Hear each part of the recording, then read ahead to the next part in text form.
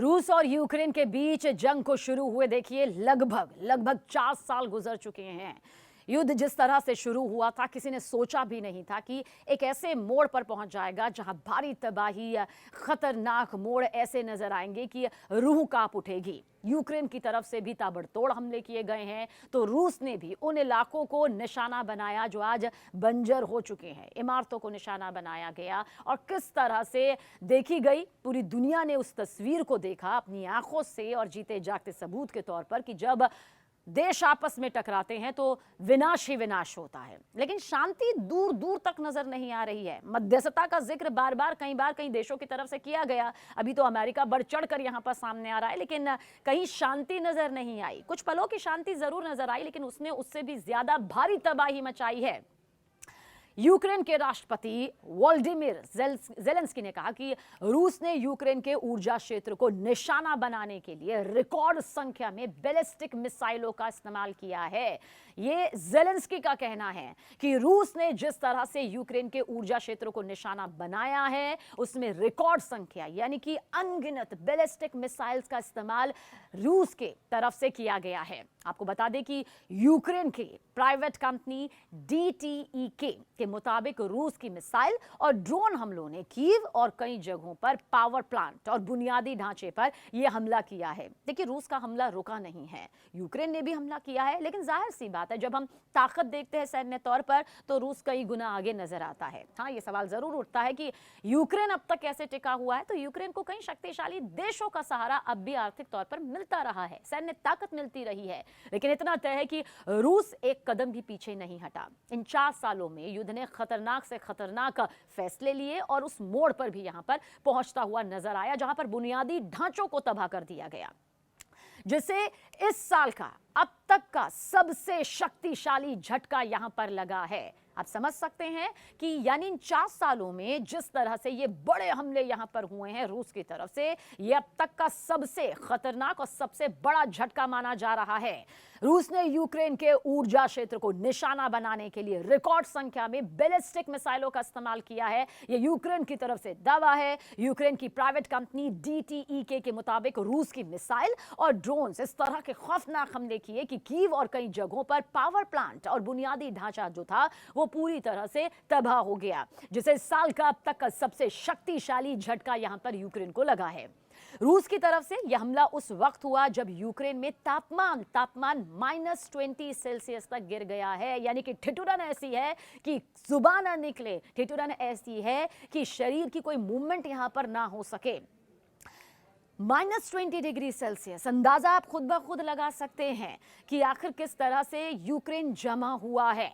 लेकिन जो आग के गोले बरस रहे हैं, जो युद्ध की गर्मी है, वो लगातार यूक्रेन को निशाना बना रही है। फरवरी 2022 में युद्ध की शुरुआत के बाद से ही दरअसल तापमान अपने सबसे निचले स्तर पर गिर चुका है, -20 डिग्री सेल्सियस।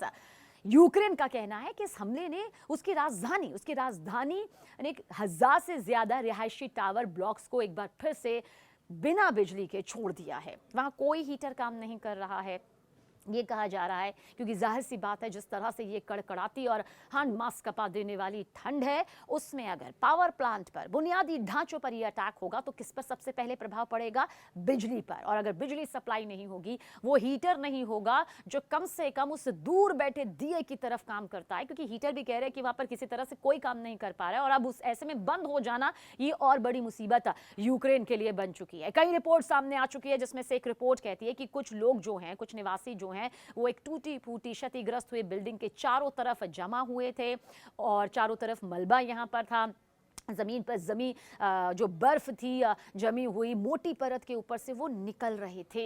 एक निवासी ने यह भी बताया कि हमारी खिड़कियां टूट गई, हमारे आशियाने पूरी तरह से तबाह हो गए, हमारे पास सिर्फ यही एक जरिया था कि हीटर के जरिए थोड़ी सी गर्माइश ली जा सके, लेकिन अब भी कोई सुविधा नहीं। और कुछ तो कह रहे कि वो हीटर भी नहीं था, लेकिन अब तो हमारे पास ना बिजली है, ना कुछ है, ना आशियाने हैं। हम नहीं जानते कि करना क्या है, आगे हमें क्या करना है।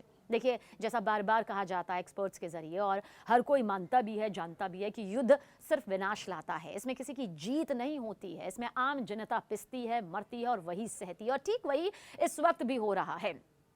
रिपोर्ट्स ये कहती है कि मंगलवार रात के हमले में यूक्रेन के दक्षिणी शहर जापोरिजिया, जिसका नाम आपने कई बार सुना होगा क्योंकि जापोरिजिया पर कई बार जो हमला है वो रूस ने किया है, बहुत भारी नुकसान जापोरिजिया को पहुंचाया गया है। बताया जा रहा है कि यहाँ भी कुछ जिंदगियां जो हैं वो मौत में तब्दील हो गई और साथ ही सोवियत काल के द्वितीय विश्व युद्ध के जो एक स्मारक वहां पर मौजूद था उससे भी भारी नुकसान यहां पर पहुंचा है। देखिए, यह हमला यूक्रेन और रूसी वार्ताकारों के अबू धाबी में अमेरिका की मध्यस्थता के दूसरे दौर की वार्ता के लिए मिलने से एक दिन पहले ही हुआ है। यूक्रेन के राष्ट्रपति जेलेंस्की ने हमले की कड़ी निंदा करते हुए कहा कि रूस के लिए लोगों को आतंकित करने के लिए सर्दियों के सबसे ठंडे दिनों का फायदा उठाना कूटनीति की ओर मुड़ने से ज्यादा महत्वपूर्ण है। वहीं अमेरिकी राष्ट्रपति डोनाल्ड ट्रंप जो बार बार कह रहे हैं कि युद्ध रोक दो, युद्ध में मध्यस्थता उनके जरिए की जा रही है, जो कभी यूक्रेन के राष्ट्रपति से बातचीत करते हैं तो कभी रूस को भी यहां पर संकेत देते हैं और बातचीत के जरिए कहते हैं कि एक पॉजिटिव नोट यहां पर निकला है, लेकिन ऐसा नजर नहीं आ रहा है। तो अमेरिकी राष्ट्रपति डोनाल्ड ट्रंप ने व्लादिमीर पुतिन से युद्ध समाप्त करने के लिए कहा है। उन्होंने कहा कि वो चाहेंगे कि उनके रूसी समकक्ष ठंडे तापमान के कारण हमलों को कुछ वक्त के लिए रोक दे।